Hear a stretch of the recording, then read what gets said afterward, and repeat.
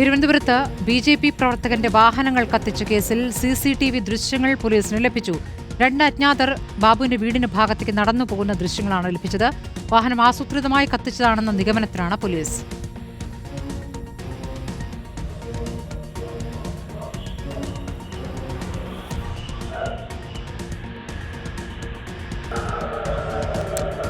ദൃശ്യങ്ങളാണ് രണ്ടുപേർ വരുന്ന ദൃശ്യങ്ങളാണ് കാണുന്നത്. അരുൺ സോളമനുണ്ട് വിവരങ്ങളുമായി.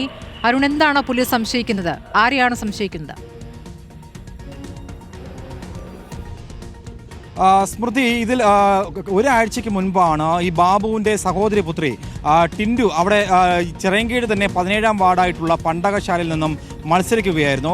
അന്ന് ഈ ടിൻഡുവിൻ്റെ വീടിൽ രാത്രിയോടുകൂടി ഇതിന് സമാനമായി 2 പേർ, അന്ന് ഹെൽമെറ്റ് ധരിച്ച് 2 പേർ ആ വീട്ടിലെത്തുകയും വീടിൻ്റെ പുറകുവശത്ത് തീയിടാനായിട്ട് ശ്രമിക്കുകയും ചെയ്തു. പക്ഷേ ഇവർ വന്ന ശബ്ദം കേട്ടിട്ട് അന്ന് ടിൻഡുവും കുടുംബവും പുറത്തിറങ്ങിയപ്പോഴേക്കും ഈ 2 പേരും അവിടെ നിന്ന് കടന്നു കളയുകയായിരുന്നു. CCTV ദൃശ്യങ്ങൾ കൃത്യമായിട്ട് പോലീസിന് ലഭിച്ചിട്ടും അന്നും ഈ സംഘത്തെ പിടികൂടാനായിട്ട് സാധിച്ചിരുന്നില്ല.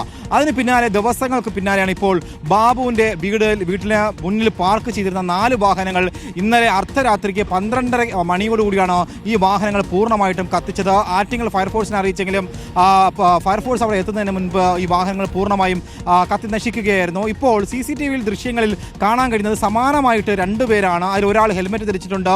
ഇവർ ആദ്യം വീട്ടിലേക്ക് വരികയാണ്. പിന്നീട് വളരെ വേഗത്തിൽ ഈ സംഭവത്തിന് ശേഷം, കൃത്യം നടത്തിയതിനു ശേഷം ഇവർ വളരെ വേഗത്തിലേക്ക് ഓടിപ്പോകുന്നതാണ് ഈ CCTV ദൃശ്യങ്ങളിൽ നിന്നും കാണാൻ സാധിക്കുന്നത്. ഇതിൽ പ്രതിഷേധിച്ചുകൊണ്ട് ഇപ്പോൾ ഇതുവരെയും ആയിട്ടും പ്രതികളെ പിടികൂടാൻ കഴിയാത്തത് കൊണ്ട് തന്നെ ഈ ചിറയൻകീഴ് BJPയുടെ പ്രാദേശിക പ്രവർത്തകർ ഇപ്പോൾ പോലീസ് സ്റ്റേഷനിലേക്ക് ഉച്ചയോടുകൂടി മാർച്ചും നടത്തി. ഇത്രയും ദിവസമായിട്ട് എന്തുകൊണ്ടാണ് ഈ പ്രതികളെ പിടികൂടാൻ പോലീസിന് കഴിയാത്തതെന്നുള്ള ചോദ്യമാണ് പ്രാദേശിക തലത്തിൽ നിന്നും ഉയരുന്നത്. ഈ ബാബു ഒരു ഓട്ടോ ഡ്രൈവർ തൊഴിലാളിയാണ്. അതിനൊപ്പം അദ്ദേഹം പ്രാദേശിക തലത്തിൽ തന്നെ ഒരു BJP അനുഭാവിയും പ്രവർത്തകനുമാണോ എന്നുള്ളതാണ് നിലവിൽ അറിയാൻ സാധിച്ചിട്ടുള്ളത്. എന്തായാലും ഈ അക്രമ പരമ്പര അല്ലെങ്കിൽ എന്താണ് ലക്ഷ്യമിടുന്നതെന്നൊന്നും അറിയില്ല. എന്തായാലും ഈ ഒരു നിലവിൽ എന്തായാലും ഈ തീയിടുന്നത് ഒരു പതിവായി മാറുകയാണ് അവിടെ. സ്മൃതി, ശരി, അരുൺ സോളമനാണ് വിവരങ്ങൾ നൽകിയത്.